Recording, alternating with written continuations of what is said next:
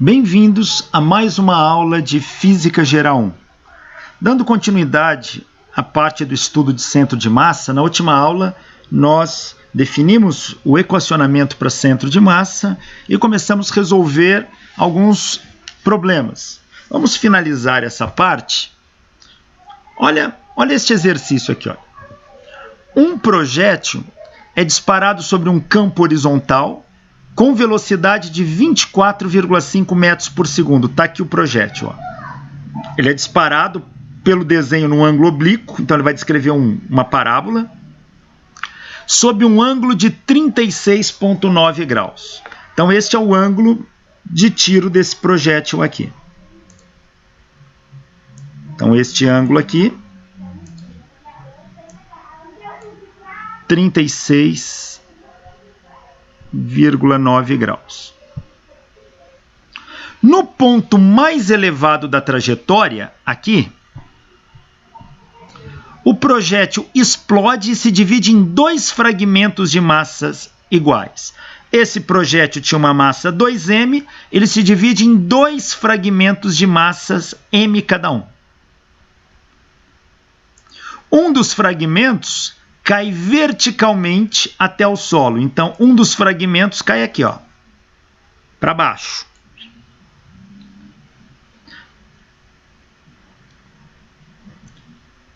Em que ponto o outro fragmento atinge o solo? Bom, um caiu vertical aqui para baixo. O outro continua a trajetória dele. Em que ponto que ele cai? Bom, essa aqui é uma coisa bastante curiosa com relação quando a gente estuda centro de massa. Quando você tem um corpo que se divide em partes iguais, de mesma massa cada um, e cada pedaço desse vai para um lado, o centro de massa continua estando no centro entre esses dois corpos.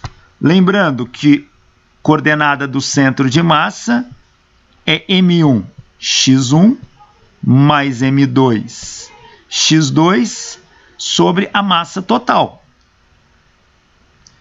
Ora, se as massas forem iguais, o x do centro de massa vai ficar mx mais mx1 mais mx2 sobre a massa total, que é 2m. Olha, se eu corto aqui, então a coordenada do centro de massa fica em x1 mais x2 sobre 2, ou seja, ela fica exatamente no meio, exatamente no centro entre as duas massas que se dividiram. Então, se um dos fragmentos desceu verticalmente para baixo e o outro continua a sua trajetória, o outro deve ir numa posição tal que o centro de massa continua entre eles. Então, o centro de massa continua a sua trajetória como se as partículas não tivessem se dividido. Então, para o centro de massa, ela continua fazendo a parábola original. Um pedaço foi para cada canto, não importa. O centro de massa descreve como se toda a massa tivesse naquele centro. Então, isso significa que a trajetória do centro de massa é a trajetória que todo o corpo teria se ele não tivesse se partido em dois. Mas isto só é verdadeiro se ele se parte em duas massas iguais. Se fossem massas diferentes, não aconteceria. Poderia pensar numa coisa assim também. Aí se um fragmento tivesse vindo para cá e o outro para lá. Bom, mas antes deles se dividirem, isso aqui iria para onde? Isso aqui iria lá para frente. Então, o centro de massa, ele faria isso aqui, como se não tivesse rompido o corpo. Então, a trajetória do centro de massa é a trajetória que o corpo teria se ele não tivesse se quebrado. Então, esta aqui, o centro de massa descreve essa trajetória. Um pedaço desceu verticalmente. Então, o outro tem que ir mais para frente para que o centro de massa fique no meio deles. Então, está aqui.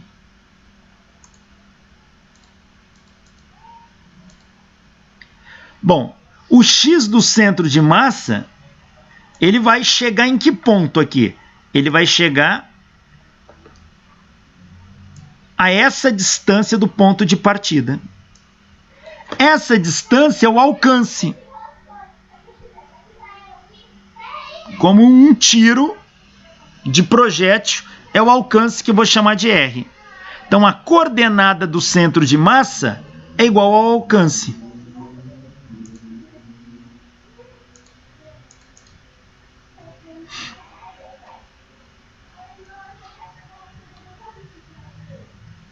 Então, quanto que vale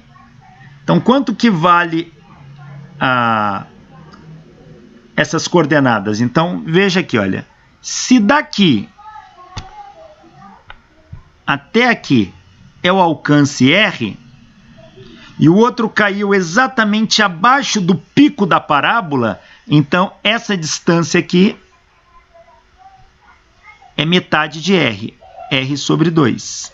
Ou seja, a coordenada do primeiro fragmento é metade de R.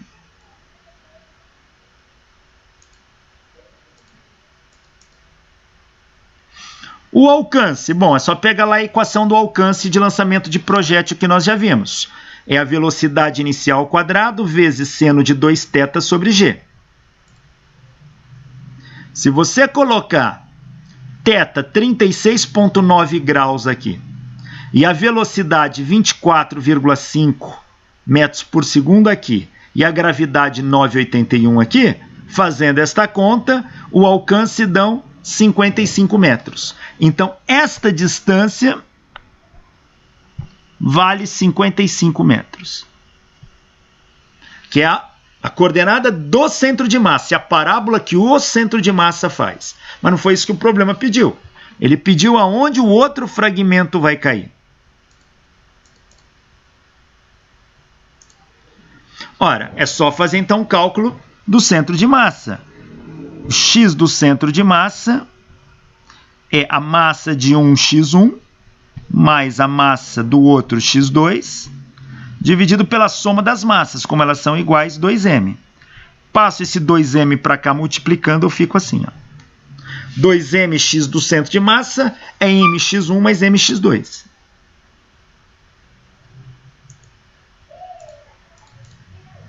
Ou corta as massas aqui.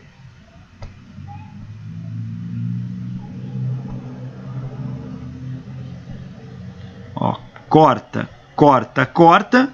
Ficou duas vezes a coordenada do centro de massa, é x1 mais x2. Então, quem é a coordenada da partícula 2? Vai ser duas vezes a coordenada do centro de massa menos a coordenada de x1. Então, a coordenada do centro de massa é R. Então, vai ser 2R menos x1, que é meio R, menos meio R, o que dá 1,5 R. Ou seja, o segundo fragmento cai uma distância 1,5 vezes do alcance em relação ao ponto de partida.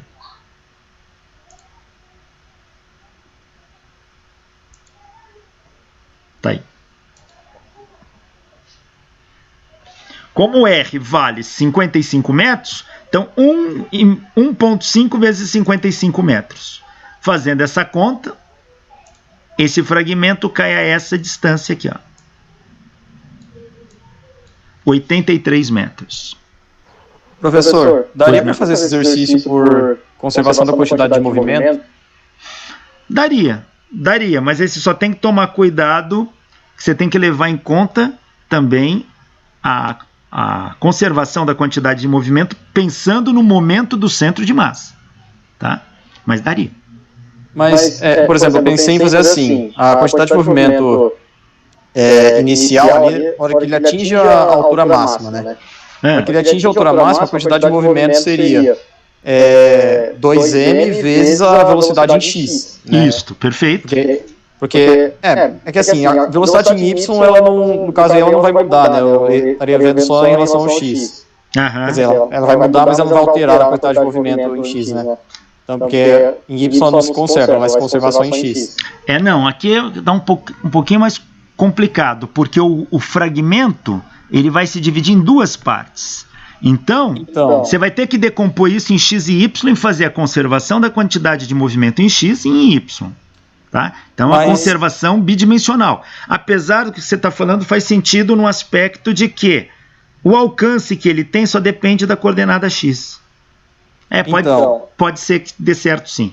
Mas... Então, eu pensei, por exemplo, eu tenho 2m vezes a velocidade em x é igual a m vezes a velocidade do primeiro, que seria 0 em x. Tá, perfeito.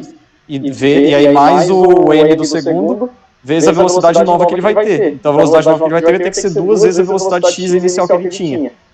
E aí eu considero isso como lançamento horizontal e calculo o alcance, não daria certo? Se você pensar como lançamento horizontal só em coordenada x, talvez dê certo, sim. Ok. Tá? Mas... Não cheguei a fazer conta, mas... Mas aí tenta fazer, depois você fala. Mas o raciocínio tá coerente. Tá? Agora, se você quer fazer um tratamento mais adequado, seria calcular a conservação do momento em y e em x. Aí com certeza você chega. Tá? Mas a conservação do momento em 2 eixos, a gente precisaria levar em conta, bom, aqui em y, em x. Eu acredito que o teu vai dar sim, porque o alcance aqui, olha, só está dependendo da componente horizontal. Eu acho que vai funcionar assim. Então, eu pensei nisso para fazer. Então tá aqui, pessoal, olha, o alcance, o fragmento 2 cai na posição 83 metros.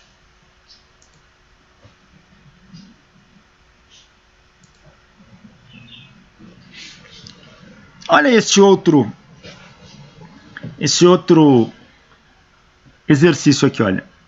2 pessoas, uma de massa 80 kg, outra de 120 kg, estão num barco de massa 60 kg que flutua num lago de águas tranquilas.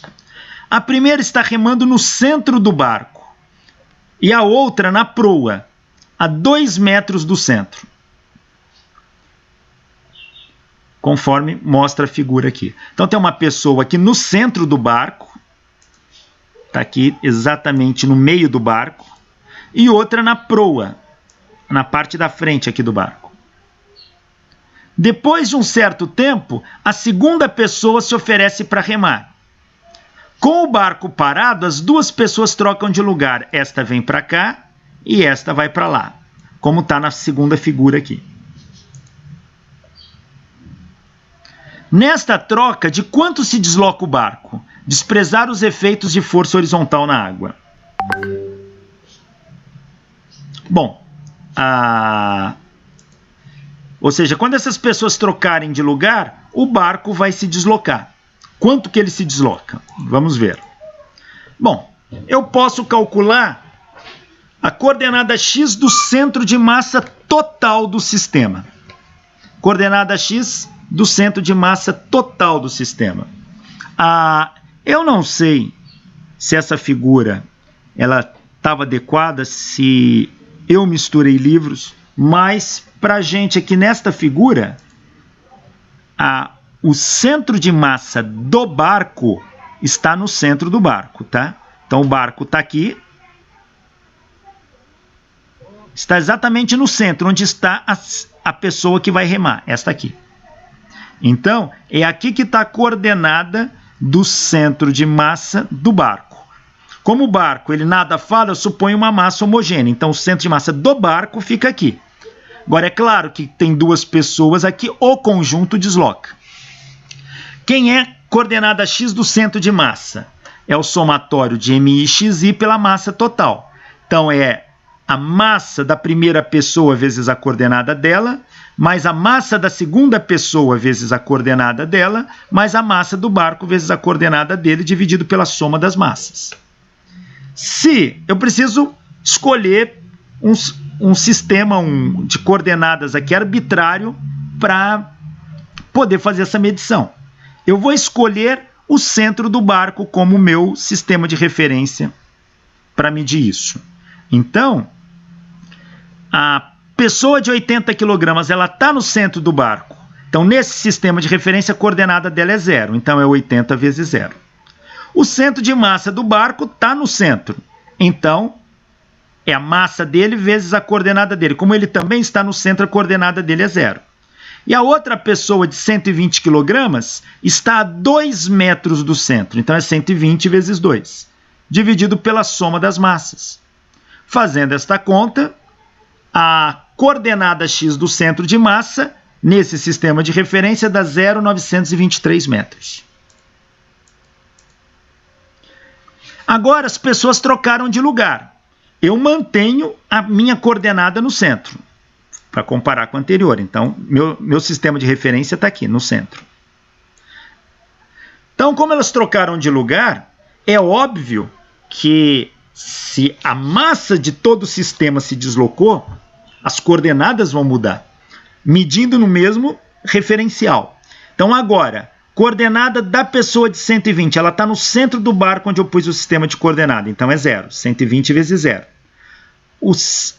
A massa do barco vezes a coordenada dele que está no centro, é 0.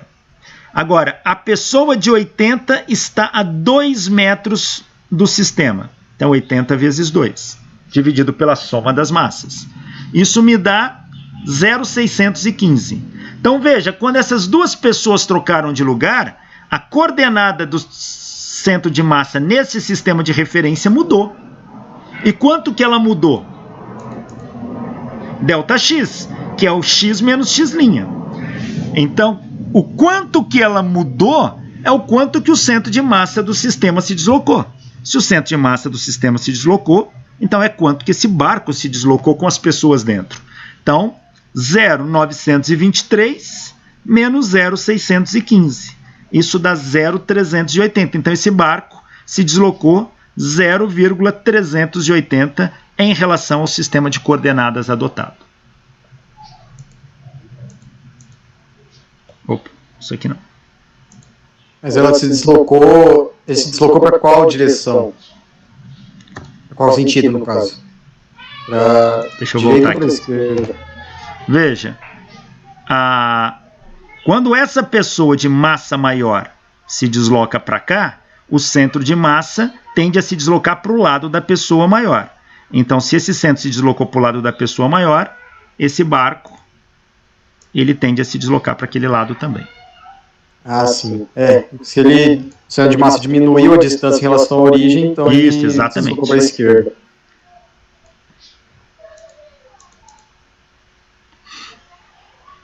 Energia cinética de um sistema de partículas. Bom, a gente sabe calcular a energia cinética de um corpo.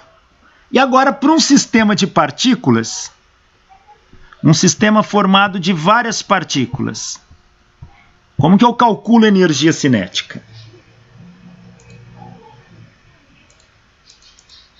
Bom, tem um teorema. Eu vou primeiro apresentar o teorema. Esse teorema diz: a energia cinética de um sistema de partículas pode ser decomposta na soma de duas parcelas. A primeira, a energia cinética associada ao centro de massa das partículas. E a segunda, a energia cinética associada ao movimento das partículas em relação ao centro de massa. Então, a energia cinética total de um sistema de partícula é feito pela energia cinética do centro de massa mais a energia cinética de todas as partículas em relação ao centro de massa, que é isso aqui.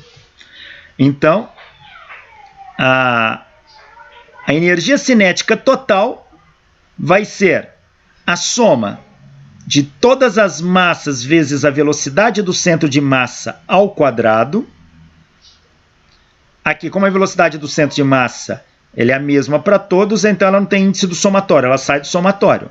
Se eu somar, o meio também sai. Se eu somar todas as m massas, me dá a massa total do sistema. Meio de mvc quadrado. Massa, meio da massa, velocidade ao quadrado é energia cinética. Se a velocidade do centro de massa é a energia cinética associada ao centro de massa.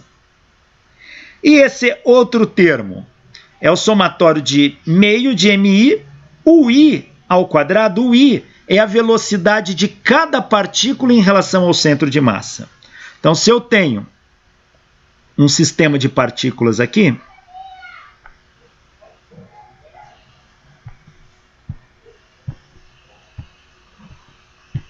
E suponha que esse sistema tem um centro de massa. Aqui é o centro de massa. Se todo esse sistema se movimenta, o centro de massa desse sistema se desloca com uma velocidade v.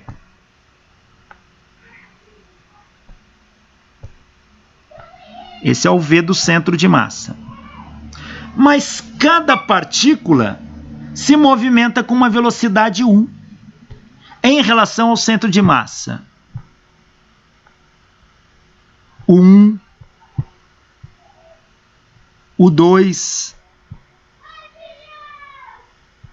o 3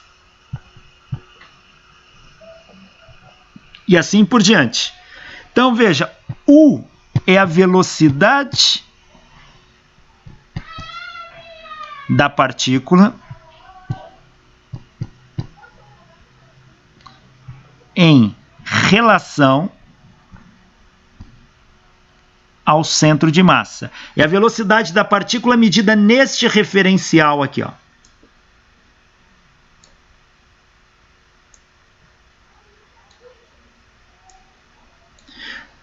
Então, para um observador externo,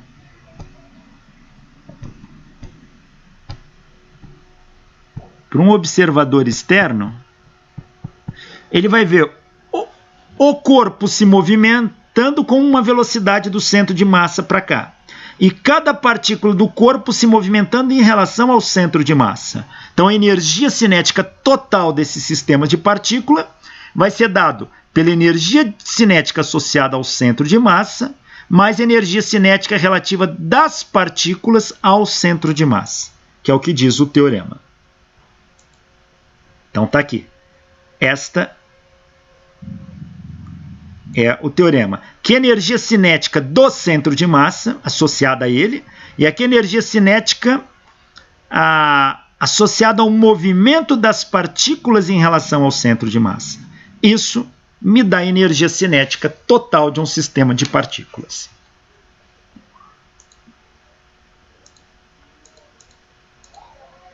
Bom, se isso é um teorema, vamos demonstrá-lo. Veja, dado um sistema de partícula, cada partícula tem sua energia cinética. A energia cinética total vai ser a soma das energias cinéticas de cada partícula.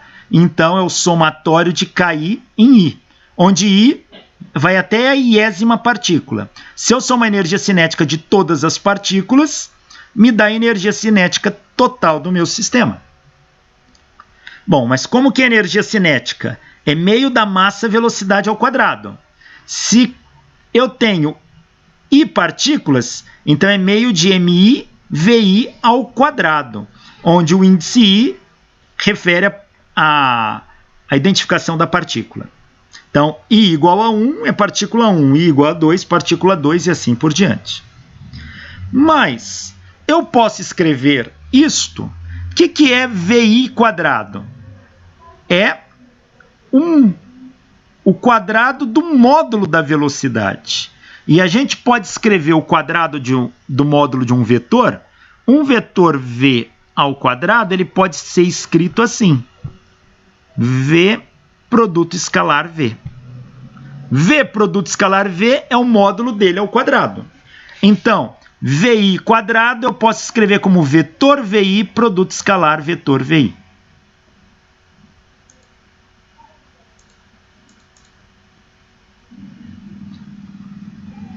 Agora, quem é a velocidade VI da partícula em relação ao observador externo?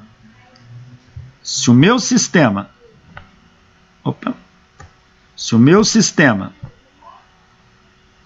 se move com uma velocidade do centro de massa e cada partícula com uma velocidade UI em relação ao centro de massa,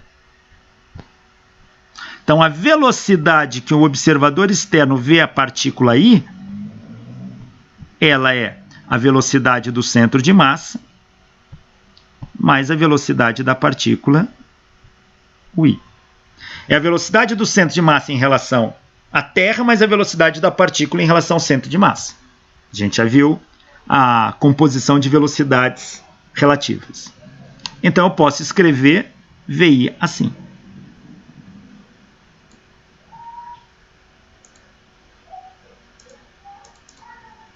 Substituindo aqui nesse produto escalar, se o VI é dado por isso, então a energia cinética vai dar o somatório de meio de MI, velocidade do centro de massa mais o I, produto escalar, velocidade do centro de massa mais o I.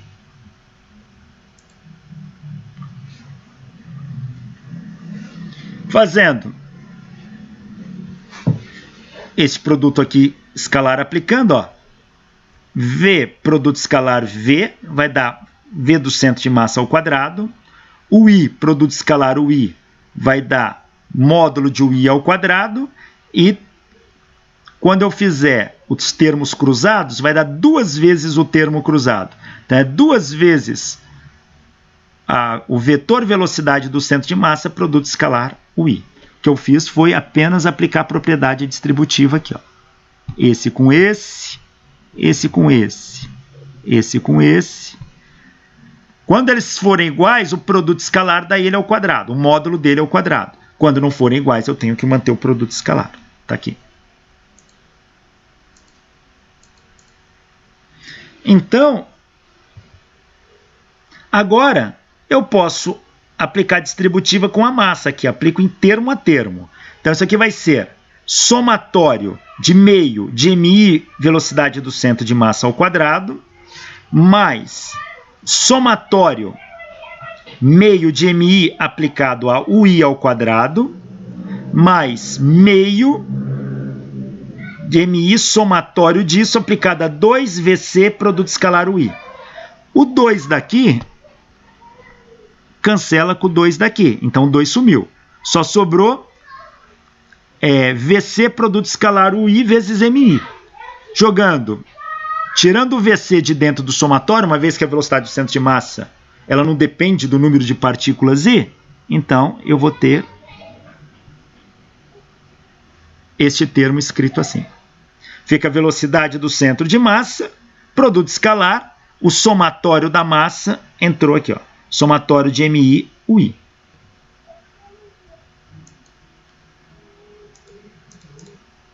Então tá aqui. Bom, quem é o somatório de MI, UI?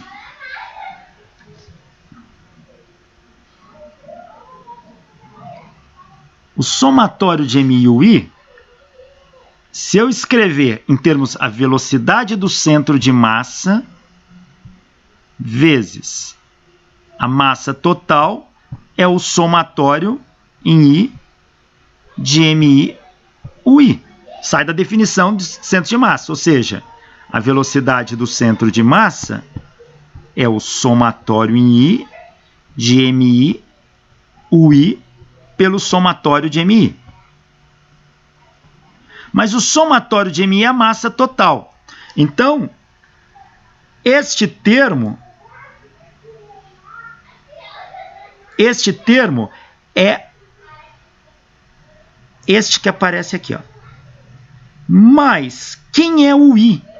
O I é a velocidade da partícula em relação ao centro de massa. Aqui eu só tenho componentes do centro de massa. Então este aqui é o referencial da partícula no centro de massa. Quando eu meço a velocidade da partícula em relação ao centro de massa no referencial do centro de massa, dá zero. Porque o referencial, se eu tomo o referencial do centro de massa e eu quero saber qual é a velocidade da partícula no referencial do centro de massa, se ela está no centro de massa, isso dá zero. Porque você se movimenta junto com o centro de massa. Então, este termo aqui é zero. Porque ele é a velocidade da partícula no referencial do centro de massa. Então, só sobra este termo aqui. E este termo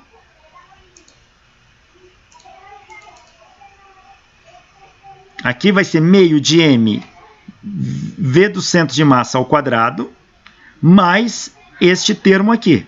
Ora, velocidade do centro de massa ela não depende da partícula, ela aqui pode sair.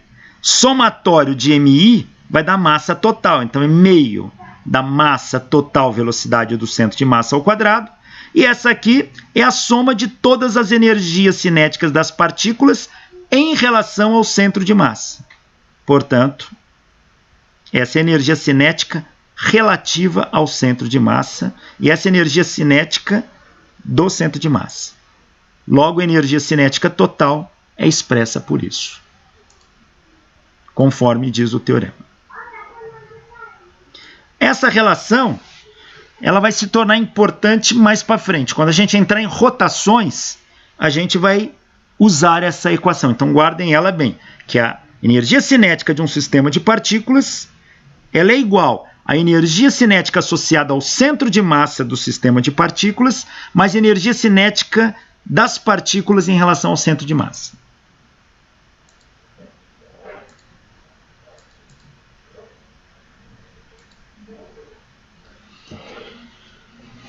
Colisões. O que é uma colisão?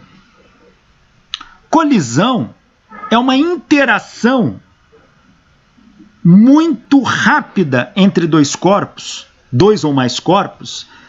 Eles interagem num curtíssimo intervalo de tempo. É uma interação de curtíssima duração e bastante intensa comparada com as outras forças envolvidas no sistema. Então, por exemplo, eu tenho um corpo aqui, eu tenho outro aqui. Se essa interação, que é a força envolvida aqui, for muito maior do que qualquer força externa que age nesse sistema, e o intervalo de tempo dela for muito curto, eu chamo isso aqui de colisão. Os corpos não precisam encostar de fato, mas esta força ela se torna muito intensa num intervalo muito curto. Ela tem que ser de curto alcance. O que quer dizer isso? Muito próxima. Mas não necessariamente encosta. Quando isso acontece, nós dizemos que há uma colisão entre esses corpos. Por exemplo, num acelerador de partículas, a gente colide partículas. Você põe uma partícula vinda para cá, com uma dada velocidade, e outra partícula vinda para cá, com uma outra velocidade. O que vai acontecer? Essas partículas vão interagir quando elas estiverem muito próximas. Uma vai fazer isso, provavelmente vai vir para cá, a outra vai vir para cá.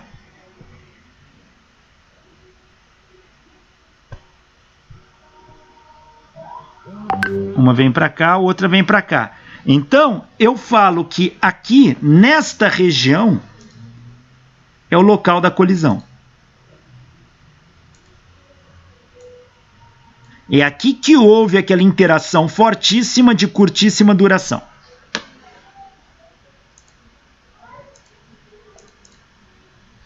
Mas a gente está acostumado a ver colisões em escala macroscópica. Um choque de um carro, dois carros batendo, essa é uma colisão mais comum que a gente observa. Durante o impacto, a força trocada geralmente é muito superior às forças externas envolvidas. E o tempo é muito curto para essas colisões. Aqui nós temos um manequim de teste de colisão, chamado esses dummies aqui. Esses manequins, eles são usados em carro para você poder avaliar o efeito da colisão sobre o corpo. Aqui esse carro bateu e aqui o airbag está protegendo o manequim de colidir com o painel frontal aqui. A colisão é uma força agindo durante um intervalo de tempo relativamente pequeno. Se você faz o gráfico da força no tempo, ele é uma coisa assim, ó. Vai ter um pico máximo da força e cai. Tá? E esse intervalo costuma ser relativamente pequeno comparado aos intervalos de tempo que cotidianamente nós estamos habituados. Então, esse é um gráfico típico de força em função do tempo numa colisão. Quanto que vale a força média que age nesse sistema aqui, ó? Provavelmente está por aqui. Essa força média. Uma barrinha em cima de média. É só usar o teorema do valor médio lá do cálculo. Vocês já sabem fazer isso. É a integral de f dt, ou seja, é isso aqui dividido pelo intervalo de tempo. 1 sobre ΔT, integral de f dt. Esta integral aqui, nós vamos dar o nome para ela de impulso. E vamos representá-la pela letra I. Como força é um vetor, tempo é um escalar, vetor vezes escalar, o resultado é um vetor. Então, impulso é um vetor. E o impulso vai ser escrito como a integral de f dt. E essa grandeza impulso é uma grandeza interessante para que a gente entenda alguns processos de colisão. Então, impulso, integral de f dt.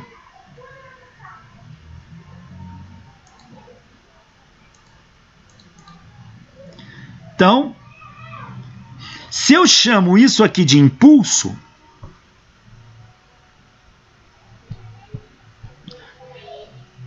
então impulso sobre ΔT é F. Então, impulso é F ΔT. F aqui médio, tá? Este aqui é um impulso agindo no corpo, é a força média que age no corpo, vezes o intervalo de tempo que a força média demorou para agir.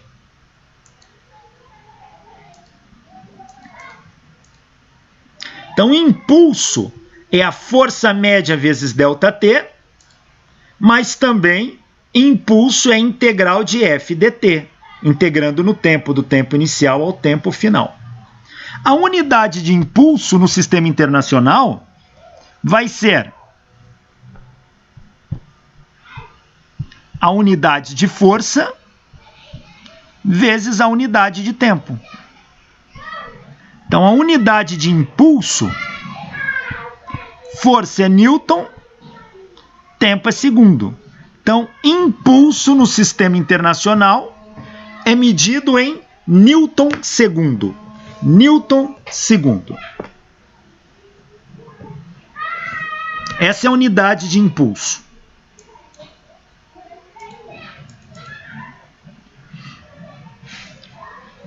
Olha, qual força que é aqui? É a força que eu tenho. Se for a média, força média. Se eu tiver a força resultante, eu vou ter o impulso para a força resultante. Net aqui é de resultante, tá? Força resultante dt, a integral vai me dar um impulso. O impulso associado a esta força resultante. Mas a gente já viu que força resultante lá da segunda lei de Newton é a derivada do momento linear no tempo. Então, onde está a força resultante, eu troco pela derivada do momento linear no tempo. E isso aqui fica integral de dp dt dt. Dt dt cancela, sobrou que este impulso é a integral de dp. A integral do momento linear. A integral de dp vai dar p variando de um p inicial até um p final. Isso aqui vai dar p final menos p inicial, que é o que está aqui, ó.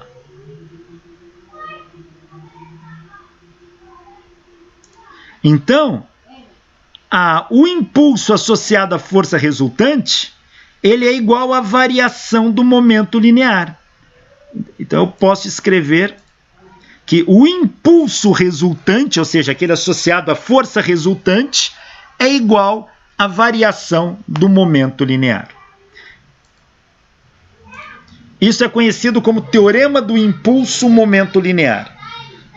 Ou só teorema do impulso.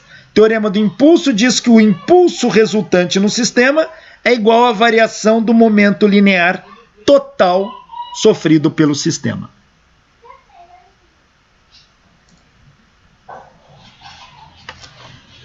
Olha esse exercício aqui, ó.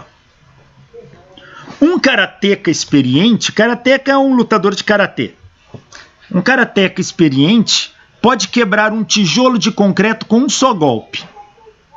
Imagine que a massa da mão e do pulso do karateca, claro, seja 0,7 kg e a velocidade do golpe de 5 metros por segundo. Ou seja, ele dá um golpe com uma velocidade de 5 metros por segundo e a mão dele que está batendo tem 0,7 kg.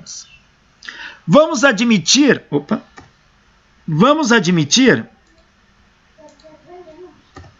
que o movimento... Onde que eu estava? Aqui me perdi. Vamos admitir que o movimento cesse dentro de uma distância de 6 milímetros do ponto de contato. Ou seja, ele tem um tijolo aqui para quebrar.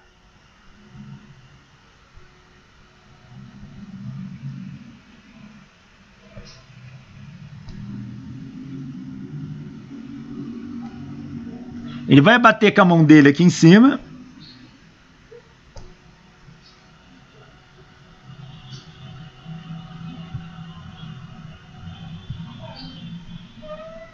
Bate aqui. Isso aqui, ele vai conseguir afundar 6 milímetros. E a mão para. Tá? Então o movimento da mão para depois que ele abaixou 6 milímetros, isso aí. E cessa. Item A. Que impulso o tijolo exerce sobre a mão do karateca? Ou a mão exerce também sobre o tijolo. Item B. Qual é o tempo aproximado da colisão? E qual a força média exercida pelo tijolo? Então vamos ver. Então ele quer o impulso. Impulso é a variação do momento linear. Teorema do impulso, ó, que é o momento linear final menos inicial. Vamos adotar o seguinte, só como sistema de coordenada. Vou considerar o eixo y para cima positivo. Tá? O eixo x não vou ter nada aqui variando em x. Tá? Lembra que o movimento foi de cima para baixo. Então a velocidade da mão do karateca está nesse sentido. Então é impulso, variação do momento linear, que é momento linear final menos inicial. Impulso, ΔP. Momento linear final. Momento linear é massa vezes velocidade. O final é a massa vezes a velocidade final. Se a mão dele parou, essa velocidade é zero. Então isso aqui dá zero. Então o momento linear final é zero. Menos momento linear inicial. É menos mvj. Veja, eu adotei o sentido, o eixo y crescente para cima. Se a mão está com uma velocidade para baixo, a velocidade é menos j. Então está aqui, menos j.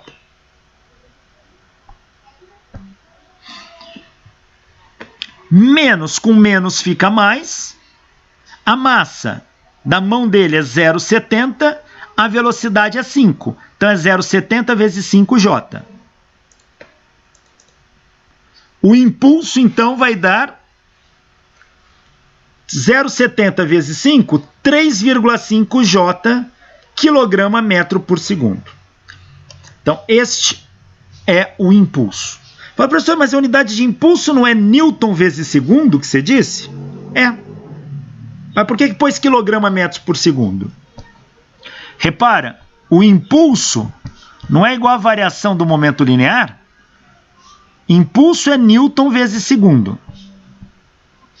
Momento linear é quilograma vezes metro por segundo. Então, se há uma igualdade, essas unidades são equivalentes. Tanto faz escrever uma como a outra. Poderia ter escrito o impulso 3,5 J Newton segundo ou 3,5 J quilograma metro por segundo. São equivalentes, a mesma coisa. Então esse é um impulso que ele aplicou no tijolo e ele recebeu do tijolo.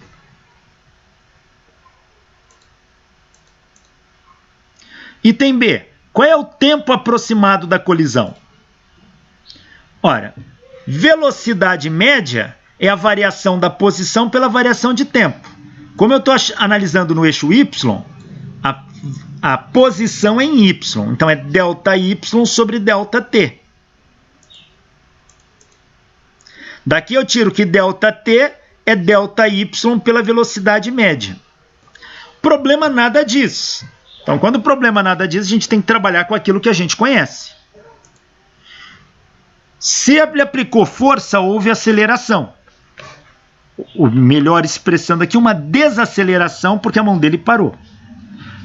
Problema nada diz, eu vou supor que essa aceleração seja constante. Se a aceleração é constante, o movimento vertical é um movimento retilíneo uniformemente acelerado. E eu sei que a velocidade média no movimento retilíneo uniformemente acelerado é a velocidade inicial mais a velocidade final dividido por 2.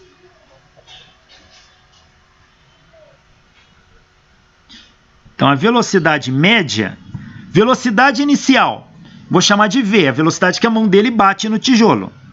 Velocidade final, a mão para, é 0. Sobre 2, a velocidade média da V sobre 2. Então, a velocidade média é V sobre 2.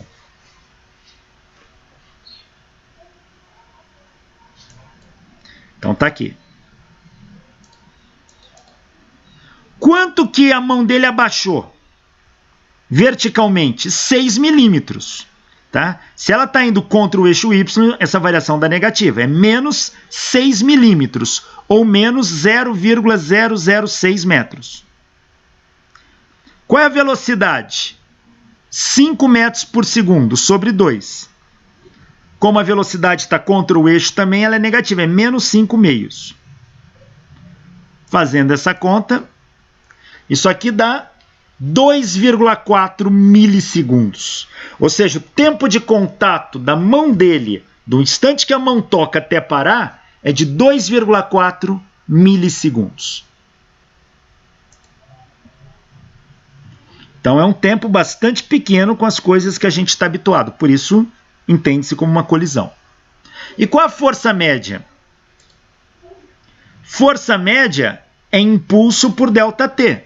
Uma vez que a gente viu lá no início que o impulso é a força média vezes o tempo. Então, força média é impulso sobre tempo.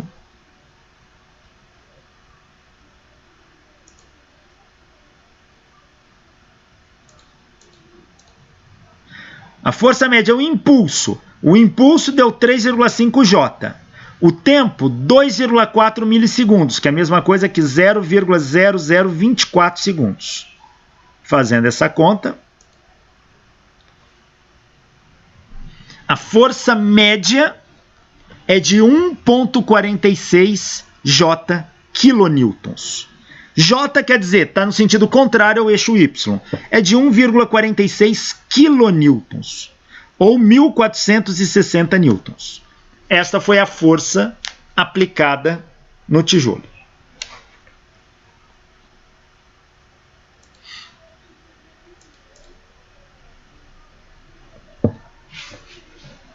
Olha esse outro problema aqui. Um carro transportando um manequim para ensaio de colisão com 80 kg, ou quer dizer, o manequim tem 80 kg. Ele bate de frente com um muro a 90 km por hora.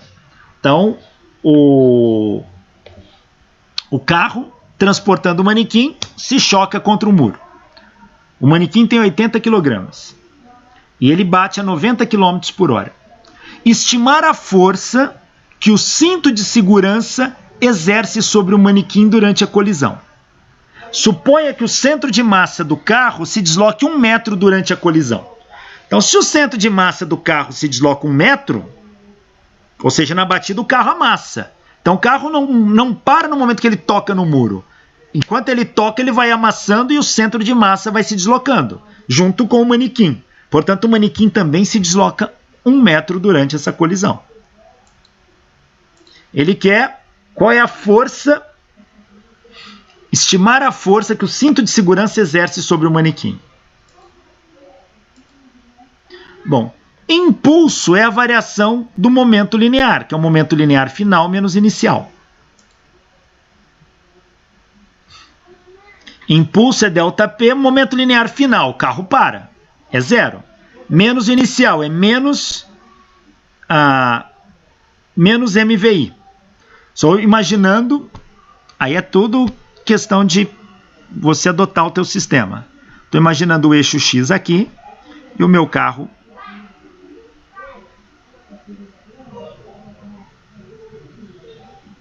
para cá.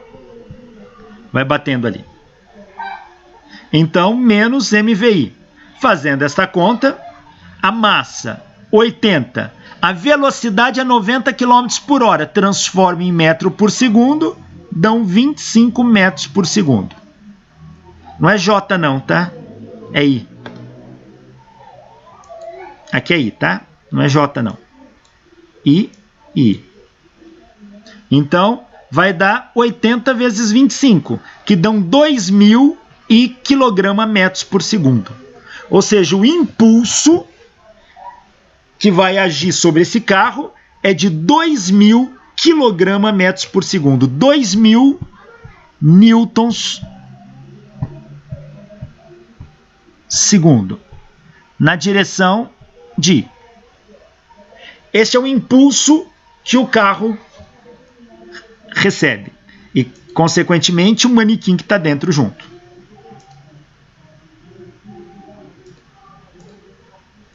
Qual a velocidade média?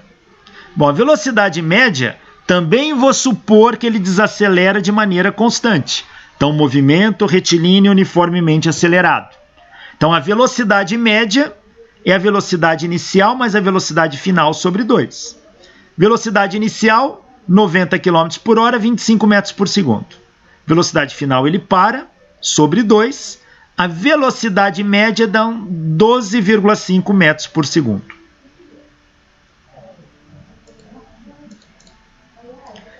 Velocidade média é ΔX por ΔT. Então, aqui eu tiro o tempo de colisão.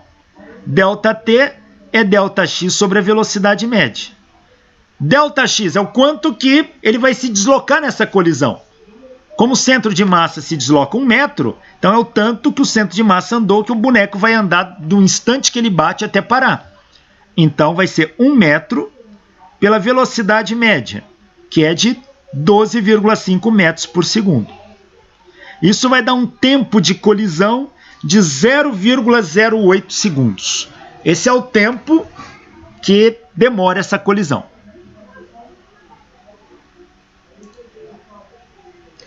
Eu vou calcular a aceleração média desse carro. Veja, ele pediu para fazer uma estimativa. Eu não tenho dados corretos aqui. Que é a aceleração média? É ΔV sobre ΔT. ΔV é a velocidade final menos a inicial. A final é 0. A inicial é 25. 0 menos 25 dá menos 25. O tempo médio de colisão é 0,08. Isso dá uma desaceleração de 312,5 metros por segundo ao quadrado. É o que o manequim sofre. Se não fosse um manequim, fosse uma pessoa ali dentro, com essa massa igual ao do manequim, essa é a desaceleração que ele sofreria. Só para fazer uma proporção, divide por 9,81, você vai ver quantas vezes isso é o valor da gravidade. Se eu dividir por 9,81, isso é aproximadamente 32 Gs. Ou seja, é uma aceleração 32 vezes maior que a gravidade. O corpo humano não suporta acelerações acima de 8 G por aí. Isso é muito forte para o corpo humano. Ele começa a trazer danos seríssimos. 32 Gs é uma aceleração muito grande que vai agir sobre a pessoa que está ali. Como força é massa vezes aceleração, F igual a ma, então força é a massa 80. Eu só vou pegar em módulo, tá? Porque eu só estou fazendo uma estimativa. É o módulo da massa, módulo da aceleração, que é 312,5. Isto dá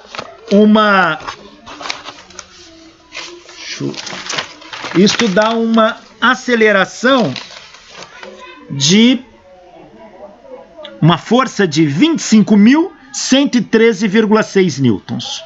Como é só uma estimativa, tem muitos parâmetros aí que variam, eu vou arredondar esse valor.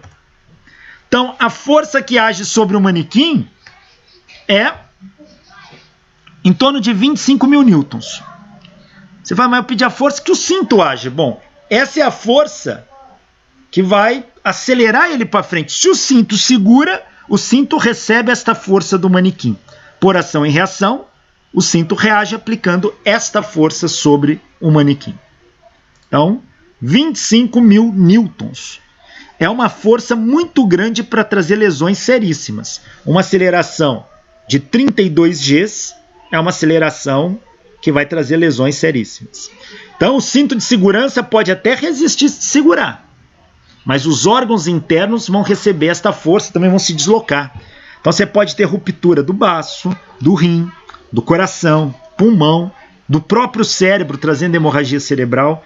Então, mesmo com o cinto de segurança, uma desaceleração dessa é muito brusca. Então, e veja, qual a velocidade que ele está? 90 km por hora. Ele bateu em seco, sem frear, né? Se ele bate de uma maneira que ele consiga frear a parte disso, ele amortece esse sistema.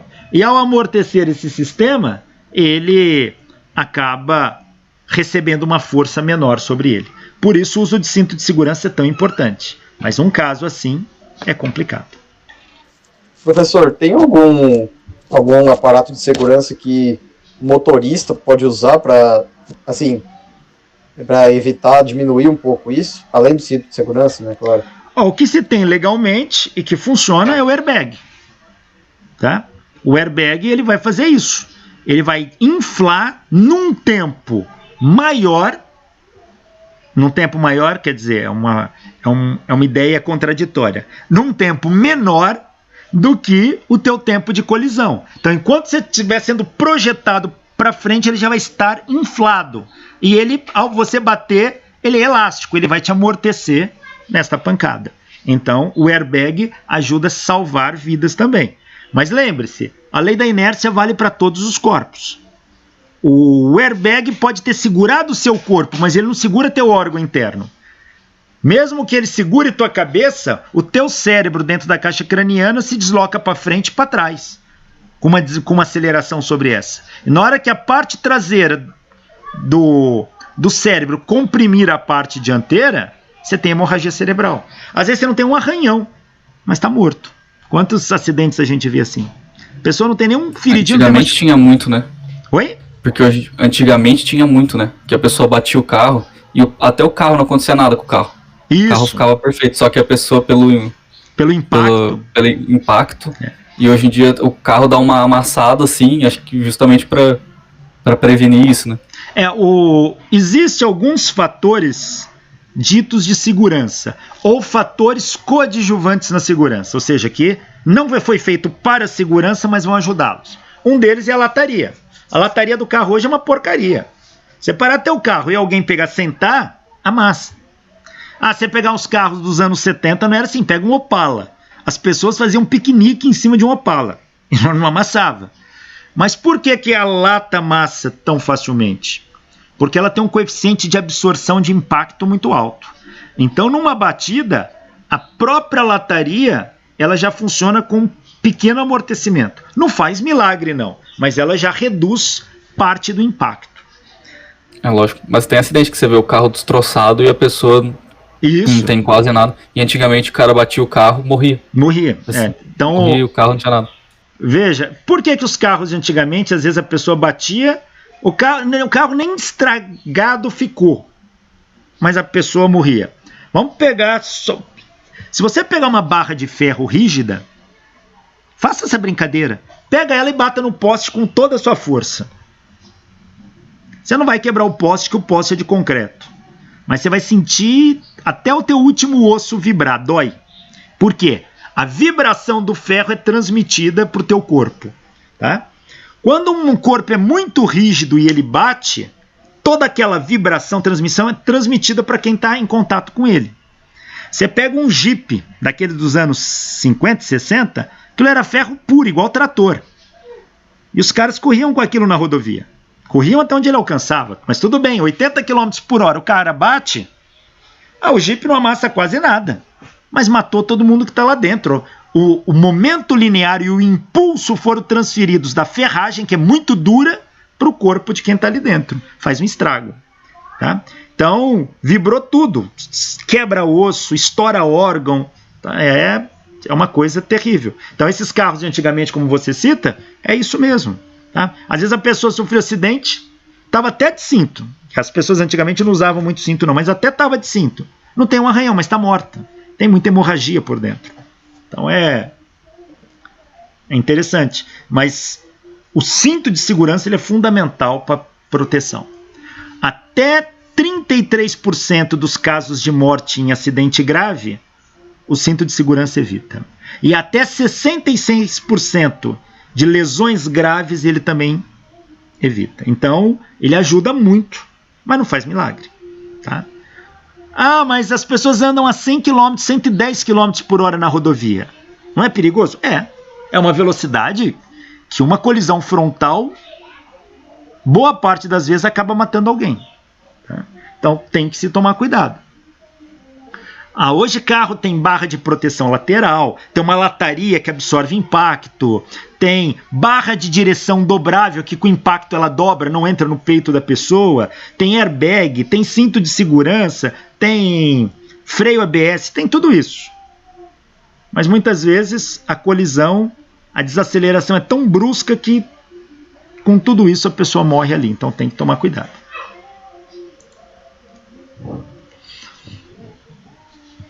Colisões em uma dimensão. Vamos analisar como que é a colisão em uma dimensão.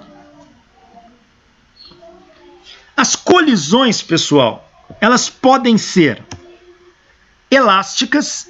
O que é uma colisão elástica? É aquela em que a energia cinética é conservada. O K é conservado. A energia cinética se conserva na colisão elástica. A energia cinética antes da colisão é igual à energia cinética depois da colisão. A gente tem as colisões inelásticas, a energia cinética não é conservada, você tem perda de energia. Parte da energia escapou do sistema, seja por amassamento, na forma de som, de calor e etc. O sistema perde energia. E temos as colisões ditas perfeitamente inelásticas. O que acontece numa colisão perfeitamente inelástica? Ela perde energia, não está escrito aqui, mas energia cinética não é conservada. E as partículas ficam unidas após a colisão, elas ficam grudadas. Dois corpos que se chocam e grudam. Isso é uma colisão perfeitamente inelástica. Então, a gente tem que estar atento a esses nomes. Elástica, inelástica e perfeitamente inelástica. Esses nomes geram um pouco de confusão. Porque dependendo do livro que usa, da tradução que se tem de livros estrangeiros, esses nomes costumam variar um pouquinho.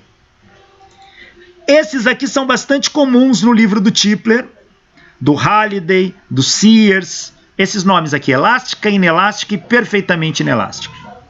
Se você pega alguns outros livros, e mesmo livros de colégio, para quem for dar aula em ensino médio, esses nomes aparecem assim.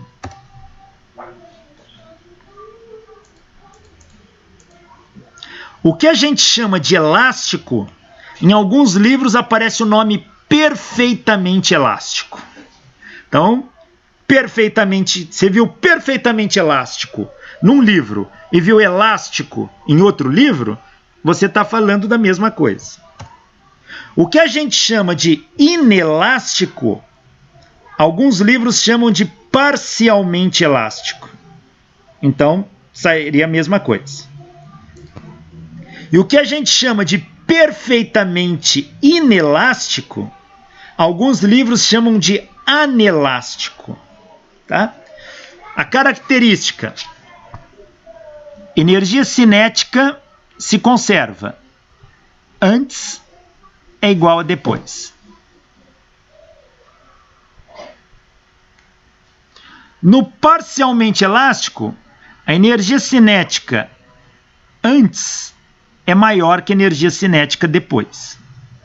E no inelástico, a energia cinética antes é maior que a energia cinética depois, porque o sistema perde e os corpos ficam unidos.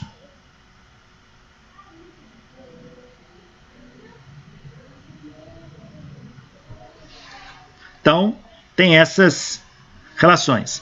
Vez ou outra eu vou usar ou este nome para que vocês vão se habituando. Mas é claro que quando o problema te der a condição, você deve ter uma ideia do que ele está falando ali.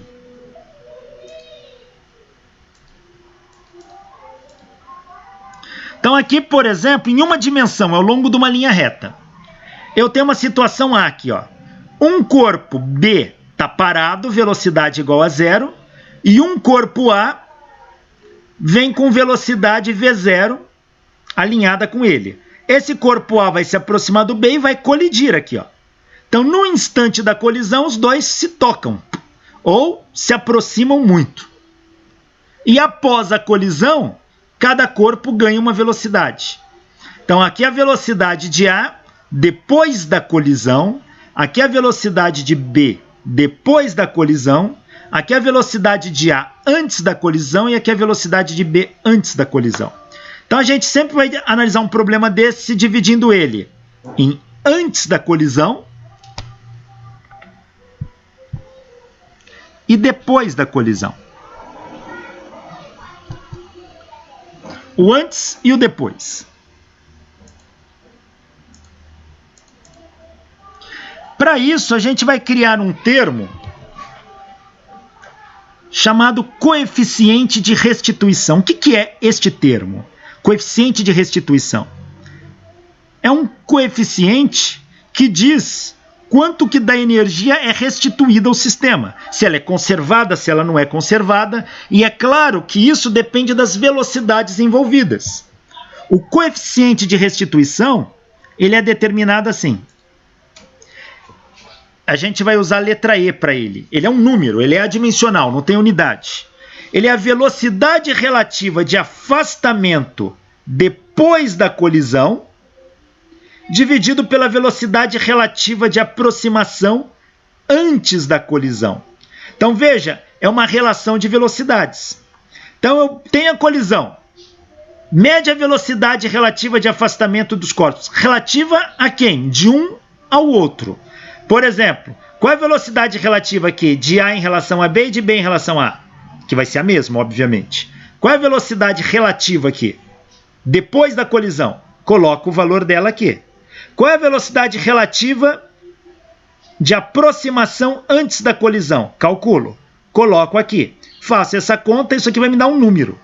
Esse número vai dizer para mim se a colisão é perfeitamente elástica, se é parcialmente elástica ou se ela é anelástica. O que a gente tem?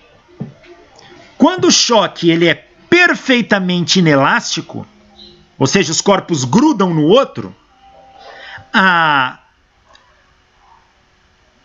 você não vai ter velocidade relativa de afastamento depois do choque. Isso aqui vai dar 0. 0 dividido por alguma coisa dá 0. O coeficiente de restituição é 0. Então, quando dois corpos se chocam e grudam, o coeficiente de restituição é nulo. E você tem a máxima dissipação de energia aqui, ó. A energia toda dissipada. Tá? Toda no sentido, é a maior possível que sai do sistema. Num choque parcialmente elástico, o coeficiente de restituição vai te dar um número maior que 0 e menor do que 1. E eu vou ter uma dissipação de energia. Ela não é máxima, mas eu perco energia para o meio na colisão. E no choque perfeitamente elástico, o coeficiente de restituição dá exatamente 1.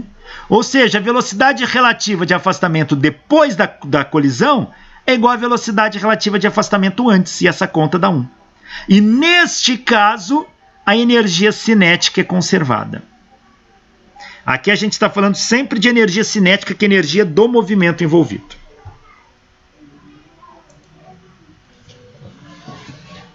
Olha este problema aqui, ó. Dois corpos A e B, iguais e de mesma massa M, estão numa mesa perfeitamente lisa e horizontal. Quer dizer, são dois corpos iguais sobre a mesma mesa sem atrito. A choca-se com B num choque perfeitamente elástico e frontal. Então, estou imaginando que eles estão frontal, estão ao longo de uma linha. É uma colisão em uma dimensão. Com velocidade V0. Então, o A tem velocidade V0 se choca com B. Prove que, após o choque, A permanece em repouso e B adquire a velocidade V0. Bom,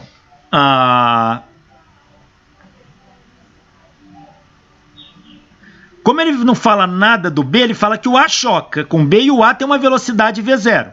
Então eu suponho que o B esteja em repouso. Ele quer que eu provo que após a colisão, o A pare e o B adquire velocidade V0. Então olha que coisa interessante. São dois corpos de massas idênticas. O B está parado, o A vem e bate no B com uma velocidade V0. Quando isso acontece, o A para e o B adquire a velocidade V0 que o A tinha antes. Então tá aqui. O B de massa M está parado antes da colisão e o A se aproxima dele. Depois da colisão, o A eu quero que mostre que ele para e que o B adquire a velocidade que o A tinha antes. Ele está falando que o choque é perfeitamente elástico. Se o choque é perfeitamente elástico, o coeficiente de restituição é igual a 1. Então, eu vou aplicar a conservação do momento linear aqui. O momento linear antes da colisão tem que ser igual ao momento linear depois da colisão. Antes da colisão, é a massa de A, velocidade de A, mais massa de B, velocidade de B. A massa de A é M. Velocidade de A é V0. A velocidade de B é 0, dá 0. Então aqui eu não escrevo nada. Ficou MV0 antes. Depois é MVA mais MVB. Eu vou considerar o sentido para cá como positivo. Devia ter colocado isso aqui no início. Então toda velocidade que tiver nesse sentido é positivo, o contrário é negativo. Aqui ele me deu um desenho já, o problema forneceu esse desenho, que ele está considerando que as velocidades vão para lá. Ah, professor, e se ele não desse o desenho, para onde que eu considero? Eu não sei para onde que elas vão, eu escolho, é arbitrário. Eu escolho o sentido para a velocidade. Se o resultado der positivo, é que o sentido que eu escolhi está de acordo com o real. Se o módulo da minha velocidade der negativo, é que o sentido que eu escolhi está contrário do real. Mas aqui eu estou adotando esse sentido como positivo. Então, o momento antes é MV0. Momento depois é MVA mais MVB. Como as massas são iguais, corta as massas. Ó.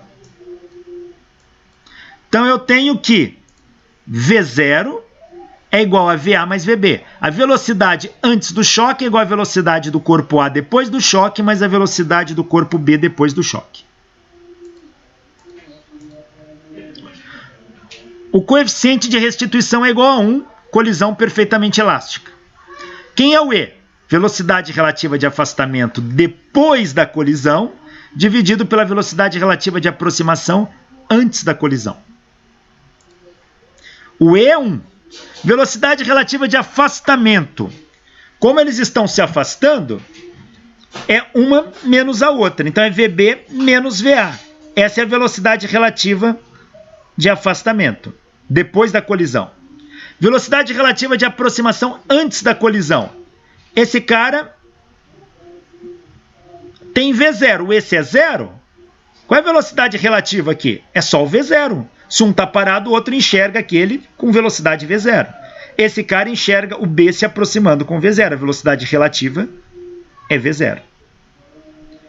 Passa esse V0 para cá multiplicando. VB menos VA é igual a V0. Então eu tenho duas equações, olha. Eu tenho esta, V0 é VA mais VB, e eu tenho essa, V0 é VB menos VA. Monto um sistema com duas equações e duas incógnitas.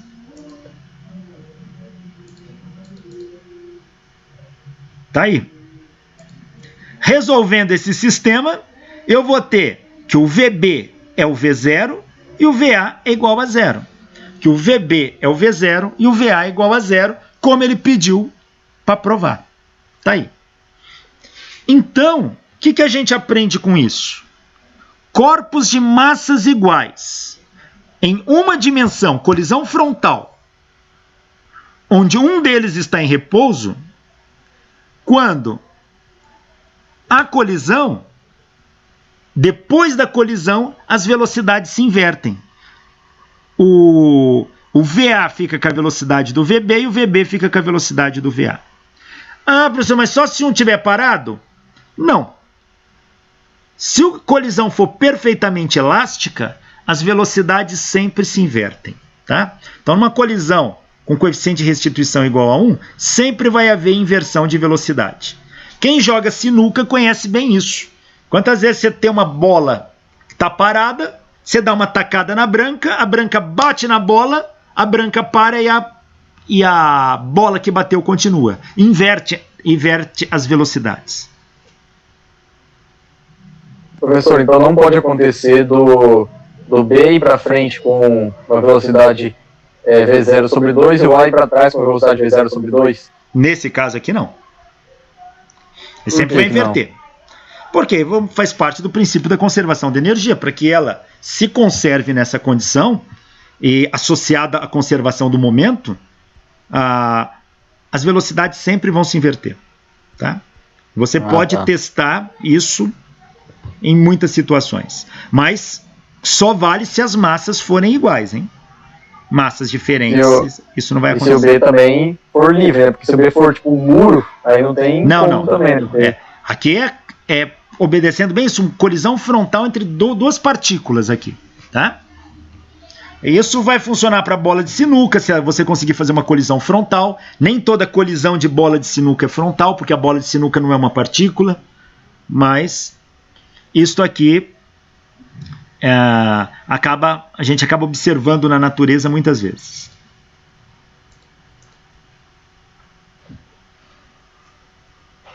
Olha este aqui, ó. Seja um choque perfeitamente elástico de dois corpos A e B. Ele já deu a figura. O A se aproxima para a direita com velocidade de 6 metros por segundo e o B para a esquerda com velocidade de 1 metro por segundo. A velocidade de cada corpo está indicada na figura e suas massas são 2 kg e 10 kg. Determine as velocidades de A e B após a colisão. Pergunto de cara. O choque é perfeitamente elástico. As velocidades vão se inverter? Não. Por quê? Porque as massas não são iguais. Ó. As massas não são iguais. Então vamos ver. Adotei esse sentido como positivo. Aqui é antes da colisão. E aqui é depois. Ah, professor, você pôs um para a direita e um para a esquerda. Pode? Pode. Se a velocidade de um deles der negativa no cálculo, quer dizer que o sentido que eu adotei está contrário ao real que ele iria. Tá bom? Então, considerei que ele bate, o A reflete indo para trás e o B vai para frente. Para a direita, o A para a esquerda, após a colisão. O momento linear antes da colisão tem que ser igual ao momento depois. Que é o momento antes? Massa de A, velocidade de A, mais massa de B, velocidade de B antes da colisão, tem que ser igual a massa de A, velocidade de A, mais massa de B, velocidade de B, depois da colisão. Massa de A, 2. Velocidade de A antes da colisão, 6. Massa de B, 10. Velocidade de B antes da colisão, menos 1. Então vai ficar 10 vezes menos 1, que vai dar menos 10 vezes 1 aqui. É igual, massa de A, 2. Velocidade de A, que é negativa, menos VA, pus o menos aqui na frente. Mais, massa de B, 10. Velocidade de B, VB. Ó, 2 vezes 6, 12, menos 10, aqui vai dar 2. 2 igual a menos 2VA mais 10VB. Divido tudo por 2, dá 1 igual a menos VA mais 5VB. Tem uma primeira equação que relaciona a velocidade de A e de B após a colisão. Esta aqui.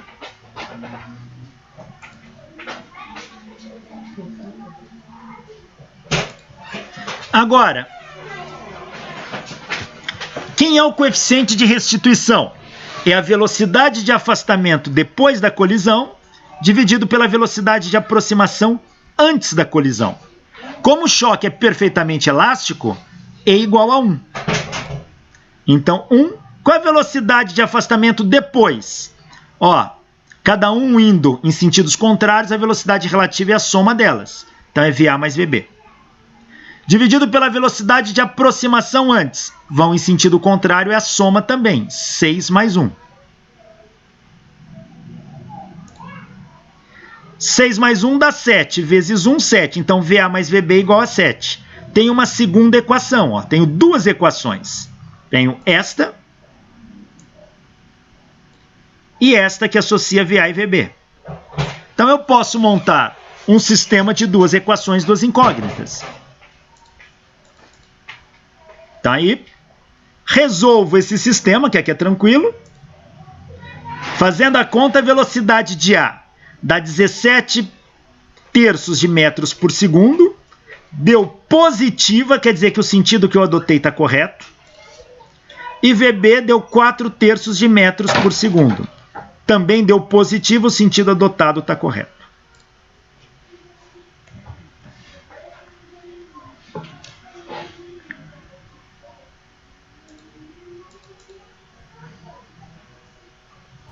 Professor, não teria como a segunda equação eu tirar pela conservação da energia cinética?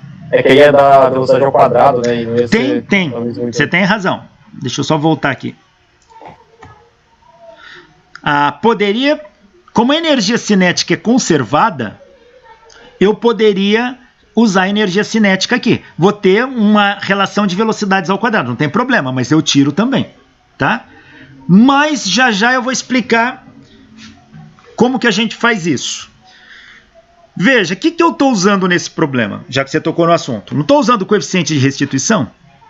De onde que sai esse cara? Da análise da energia cinética do teu sistema. Tá? Análise da energia cinética. Então, como eu estou calculando com E, eu não uso energia cinética nesse caso. Mas, já eu vou mostrar, eu falo um pouco mais disso.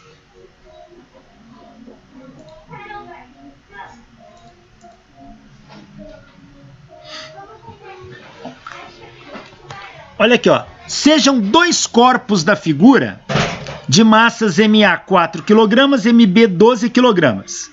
Um indo de encontro ao outro. Ó. Deslocando-se sobre uma superfície perfeitamente lisa, ou seja, não tem atrito, com velocidades indicadas na figura. Sendo o coeficiente de restituição igual a 0,30, opa, ele não deu 1. Não é um choque perfeitamente elástico. Tá? A energia cinética que não se conserva. Mas ele também não deu 0, então não é uma colisão perfeitamente inelástica onde eles grudam. Tá? Então é meio termo. Sendo E igual a 0,30, o coeficiente de restituição da colisão entre os corpos, determinar o módulo das velocidades de A e de B após a colisão. Bom, vou adotar esse sentido como positivo, e aqui adotei que imagino que acontece depois.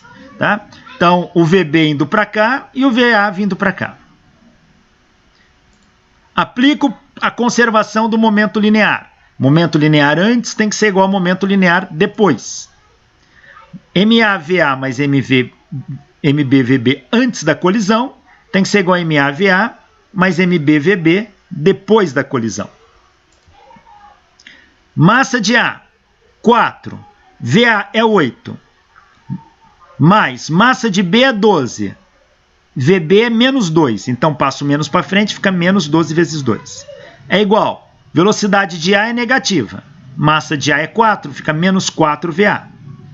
Aqui é mais 12 VB. 4 vezes 8, 32. 2 vezes 12, 24. 32 menos 24 dá 8. Então aqui vai dar 8. É igual a menos 4 VA mais 12 VB. Divido tudo por 4. 2 igual a menos VA mais 3 VB. Tenho minha primeira equação aqui, ó, que relaciona as velocidades após a colisão. Preciso de mais uma, senão não resolvo. Calculo pelo coeficiente de restituição, que é a velocidade de afastamento depois da colisão, pela velocidade de aproximação antes da colisão. O E é 0,30. Velocidade de afastamento depois, sentidos contrários eu somo, então é VA mais VB, dividido pela velocidade de aproximação antes, sentidos contrários eu somo, é 8 mais 2. 8 mais 2, 10 vezes 0, 3 dá 3. Então VA mais VB é igual a 3. Tenho minhas duas equações com as velocidades após a colisão.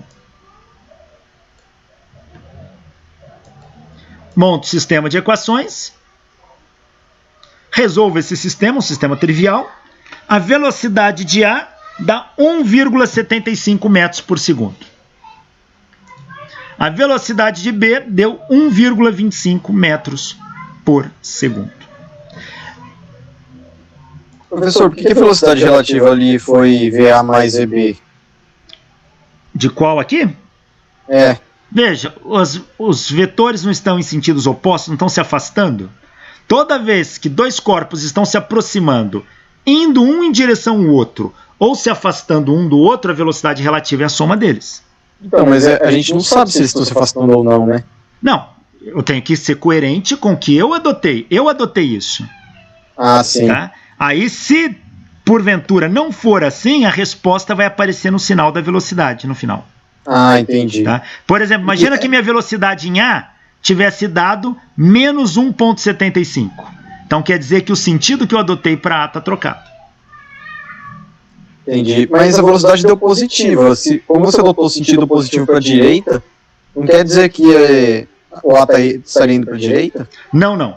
Aqui o sinal que aparece aqui da velocidade está associado com o sentido que eu adotei mesmo, tá bom? Ah, sim. Tá? Okay. Porque eu já coloquei a velocidade negativa na conta. Quando eu fiz a conta, não sei se você lembra, é o menos aqui, ó, que aparece.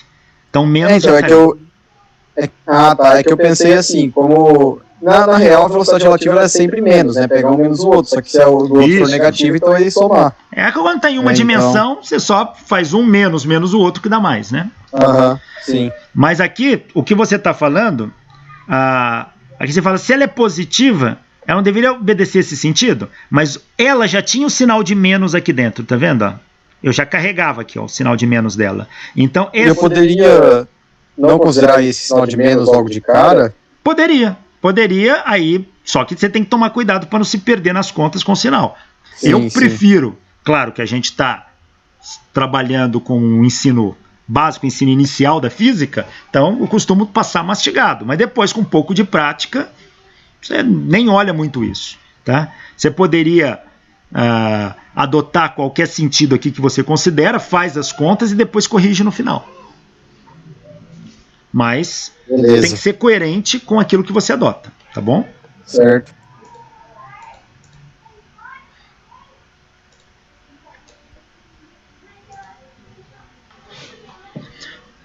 Pessoal, o que os físicos ficam fazendo num acelerador de partículas é colocando partículas para colidir, conhecendo a massa das partículas e a velocidade da partícula antes da colisão, ele determina as velocidades após a colisão.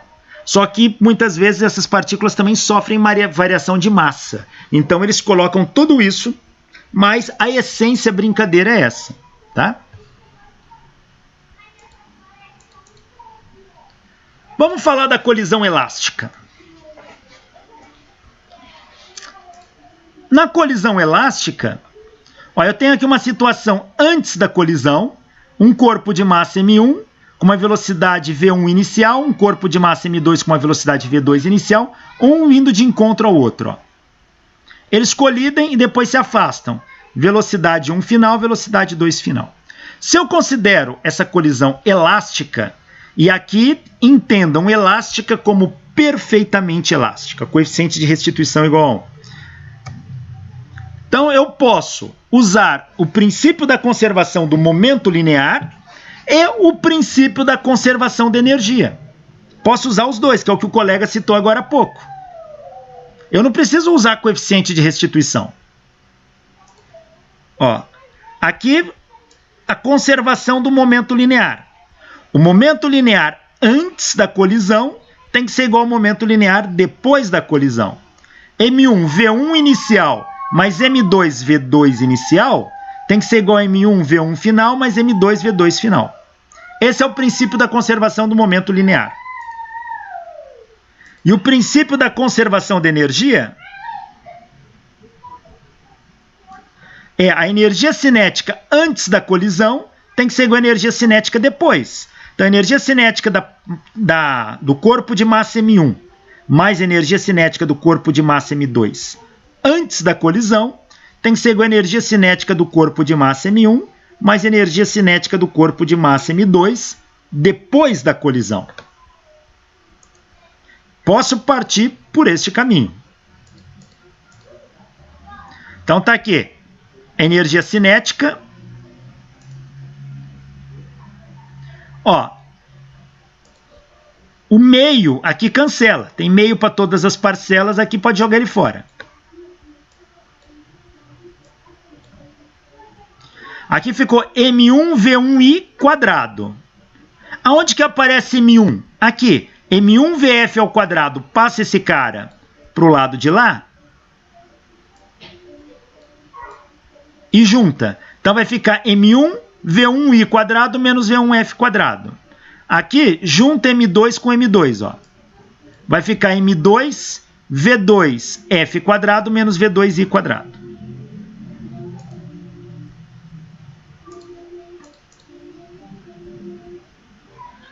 Agora, veja que isso aqui é uma diferença de 2 quadrados. Ó.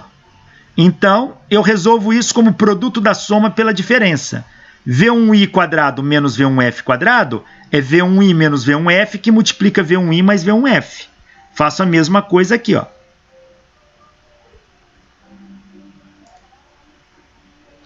E se eu aplicar também a conservação do momento, M1 V1i mais M2 V2i, M1 V1f mais M2 V2f. Conservação do momento linear.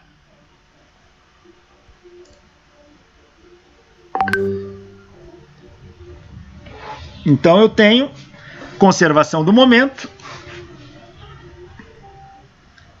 e tenho a conservação de energia. Ora, se eu pegar essa conservação de momento e também passar, ó, este cara para cá, tudo que tem M1 coloco para um lado. Vai ficar M1 V1i menos M1 V1f. Põe o M1 em evidência, M1 V1i menos V1f. Passo o M2 para lá, vou ter M2 V2f menos V2i.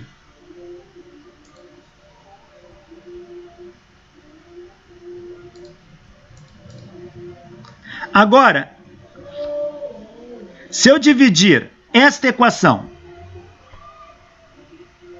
por esta equação, M1 com M1 cancela, V1i menos V1f cancela com V1i menos V1f, M2 com M2 cancela, V2f menos V2i cancela. Sobra esta relação aqui. V1i mais V1f é igual a V2f mais V2i. Eu vou passar tudo que for inicial para um lado e tudo que for final para o outro. Então, V1 inicial menos V2 inicial é igual a menos V1 final menos V2 final.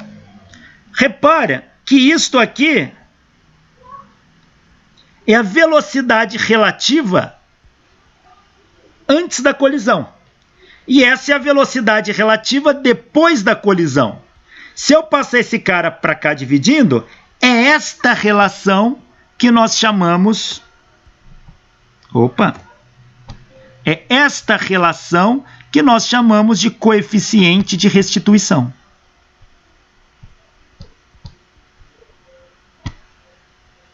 É esta relação que é conhecida como coeficiente de restituição.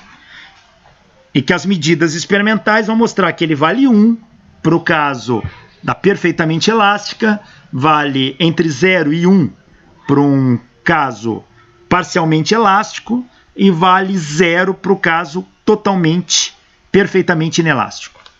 É essa relação. De onde que sai aquele E que a gente surgiu? Desta aqui. Você percebe que aqui você tem uma relação entre velocidade relativa após a colisão e uma velocidade relativa antes da colisão. Se eu pegar esse cara e passar para cá dividindo, isso aqui vai me dar uma fração. Ó, se eu passar esse cara para cá dividindo, eu vou fazer ele aqui no cantinho. Isso aqui vai me dar, passo ele para cá, isso aqui vai ficar 1 é igual a menos VUF menos V2F sobre V1i menos V2i. Olha que essa relação já dá 1. Esse é o coeficiente de restituição. Então, ele sai desse tipo de análise teórica e depois com confirmação experimental. Olha, tendo a equação da conservação de energia cinética e essa relação para o coeficiente de restituição, veja, eu posso isolar uma velocidade aqui qualquer. Por exemplo, eu posso isolar V2F. Isolo desta equação e escrevo as outras em termos de V2F. Substituindo, fazendo essa conta, eu não vou fazer aqui, ela fica um pouco longa, fica aí de tarefa, mas não é difícil, é só fazer a substituição direta de um sistema de equações. Você vai ter, fazendo a substituição, que o V1F dá M1 menos M2 sobre M1 mais M2 V1i mais 2M2 M1 mais M2 V2i. Então, essa é a velocidade final do primeiro corpo. E a velocidade final do segundo corpo dá 2M1i sobre M1 mais M2 V1i mais M2 menos M1 sobre M1 mais M2 V2i. Só fazendo as substituições, brincando com aquelas equações anteriores e isolando, né, desta equação aqui, uma das equações, e substituindo os dados do momento linear e do coeficiente de restituição, que você chega nisso aqui. Repara que essas equações, o que elas nos dizem? Vamos pensar que esses corpos têm massas iguais. Massa 1 é igual a massa 2. Se eles têm massas iguais, nesta colisão perfeitamente elástica, aqui vai dar 0, ó, porque é uma menos a outra. Que é 0. E aqui, ó, M com M vai dar 2M. Com 2M em cima, isso aqui dá 1. Ou seja, este primeiro termo fica V1 final é igual a V2 inicial. E aqui, se as massas são iguais, aqui vai dar 2M. Com 2M aqui dá 1. E aqui, M menos M dá 0. Então, aqui eu vou ter que V2 final é igual a V1 inicial. Repara uma coisa, a velocidade do segundo corpo final é igual à velocidade inicial do primeiro corpo. E a velocidade final do primeiro corpo é igual à velocidade inicial do segundo corpo. Quando as massas são iguais numa colisão elástica, perfeitamente elástica, as velocidades se invertem como era de se esperar.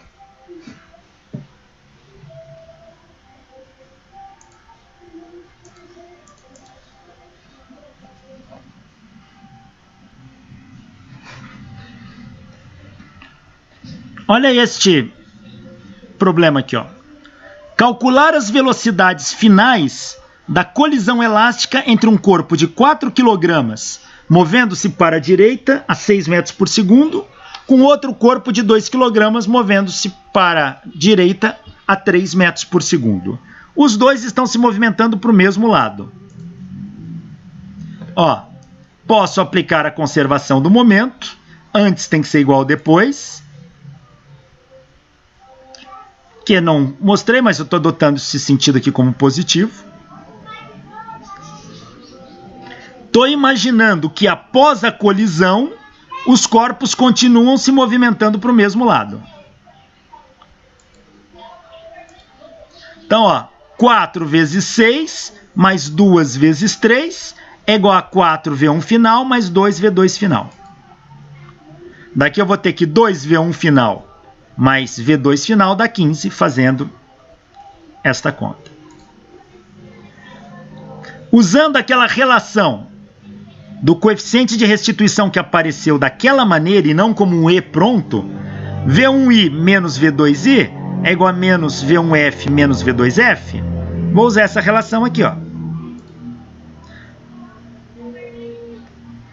Aqui é só inverter a ordem e fica positivo. Então ficou V2f menos V1f igual a V1i menos V2i. V2f menos V1f é V1i, que é 6, menos V2i, que é 3. Isso aqui deu 3. Então, pegando aquelas duas equações, montando um sistema, duas equações, duas incógnitas, V1 final dá 4 metros por segundo, V2 final dá 7 metros por segundo. Veja que aqui eu já não fui nem tão rigoroso em desenhar. Eu já estava imaginando como seria, tudo para um lado só.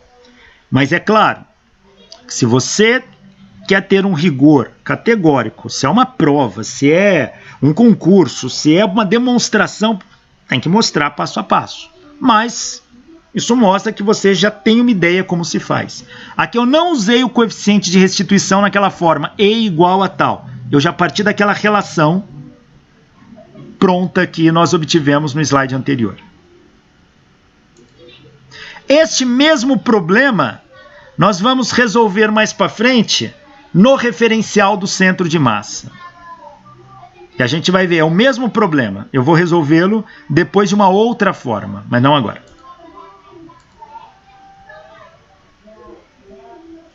E a colisão perfeitamente inelástica? Veja, são quando os dois corpos se chocam e ficam colados depois da colisão, formando um único corpo. Então os dois se movem juntos com a mesma velocidade, que é a velocidade do sistema, ou do centro de massa desse sistema. Então, olha, a velocidade do corpo 1 final, ela é igual à velocidade do corpo 2 final, que é a velocidade do centro de massa do sistema, porque eles estão colados, ficam unidos.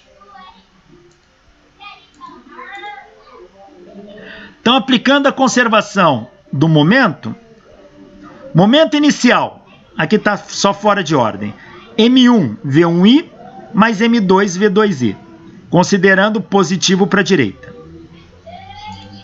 É igual ao momento final. Momento final, eu só tenho uma velocidade. E eu só tenho um corpo formado pela massa como sendo a soma das massas. Então é M1 mais M2, velocidade do centro de massa. Repara que isso aqui permitiu calcular a velocidade do centro de massa, que dá o que a gente já sabia, ó. Velocidade do centro de massa é m1 v1 mais m2 v2 sobre m1 mais m2, que é o que está aqui. Poderia calcular já diretamente pelo centro de massa. Qual a energia cinética desse sistema? Aqui a energia cinética não é conservada. Mas a gente pode calcular a energia cinética sim. Não só aqui, como em qualquer situação. Ela vai aparecer com uma nova cara a partir de agora. Ó. K igual a meio de mv². Se eu multiplicar em cima e embaixo por m, não altera em nada. M vezes m dá m², que eu pus aqui para fora. E embaixo por m ficou 2m. Então ficou mv² sobre 2m. Mas mv é momento linear. Então, a energia cinética também pode ser escrita com essa cara. Momento linear ao quadrado sobre 2m. Então, a partir de agora, vocês vão começar a ver muitas vezes a energia cinética escrita desse jeito. É correlacionando energia cinética e momento linear. K igual a p² sobre 2m.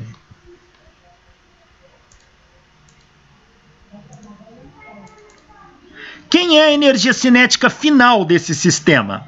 É o momento linear desse sistema ao quadrado dividido por 2 vezes a soma das massas aqui, que dá a massa do sistema. Essa é a energia cinética final. Tá? Que é o que vai sobrar nesse sistema, porque boa parte ele vai perder na colisão.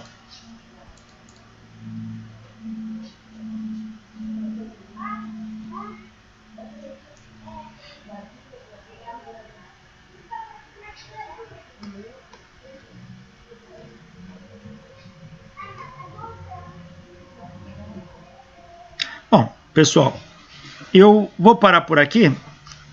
Já está indo para o final da aula.